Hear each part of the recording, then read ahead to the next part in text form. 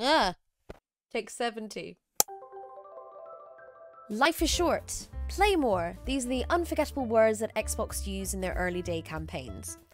Later they told us, it's good to play together, to jump in, jump ahead.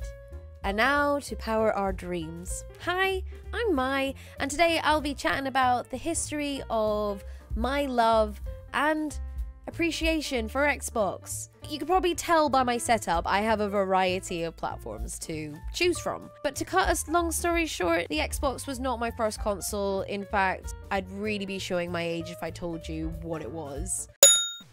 When the original Xbox came out, I was actually a PlayStation peep, but if it weren't for my best friend and neighbour, I would never have been able to experience it. So every day after school, we'd go over to his house, we'd nibble on some Nutella sandwiches, guzzle down some orange juice, and switch on some Halo, Time Splitters, or even occasionally a bit of Buffy the Vampire Slayer. Life went on and student life occurred. I focused on my studies. It wasn't until a year later, where my friend had finally finished school, that he joined me in Glasgow. And along the way, he also brought his good old Xbox 360. It was then that I was introduced to the likes of Fable, Assassin's Creed, and a few other IPs. After finishing my studies, I decided to move back in with my folks, and it was this time that my dad decided to get himself an Xbox 360. Thankfully, he was generous enough to let me choose some of the games, and one of the games we definitely settled on was Call of Duty. But after many sessions of killing each other and many more games I began to be obsessed with, BioShock Infinite being one of them, I decided to move back to the UK, where I finally settled and living in London. Sometime after, about a year before working at Game, I decided to muster up the courage and my bank account to buy myself an Xbox 360. I can still remember it.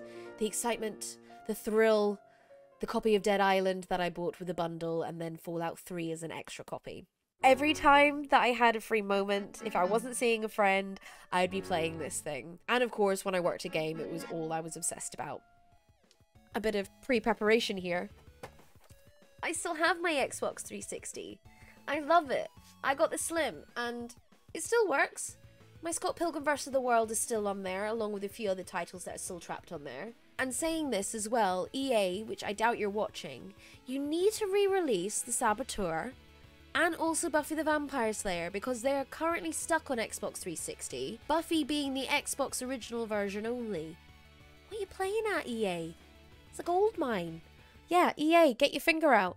Skip ahead a couple of years, and I was very fortunate enough to be given an Xbox One by my work. I won some sort of competition. I'd also been involved with the Spartan project, which was being run by the Microsoft reps. I still have the Xbox One. It's on its last legs, and to say the least, I dread the day that it dies, because I don't think I'm going to be able to afford an Xbox One X or a Series X at any point soon. It's barely hanging in there. I'll just have to pray to the Microsoft gods that it doesn't die. Now, when I received my Xbox One, it was a complete game changer, and even though I owned a PS4 at the time, I felt like I barely played it in comparison. Thankfully, because of Xbox Gold, and now because of Game Pass, I love Game Pass, I find it's one of my main consoles. Don't tell my Switch. Now, if it weren't for the likes of Xbox Live Arcade on the 360, Xbox Gold in general, and Xbox Game Pass on the Xbox One and Series, I would not have been able to discover so many fantastic games, albeit indie titles on the 360 such as Stacking, Ilo Milo, or even Minecraft, because that's where it originally was on.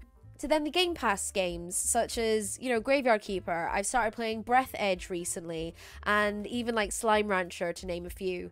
But also another reason why my Xbox physical collection is quite small is that I made the stupid idea and massive error of trading in a massive wad of my Xbox 360 games. I'm about 5'2", and my 360 games physical collection went up to my shoulder. I traded them in towards a mini Mega Drive.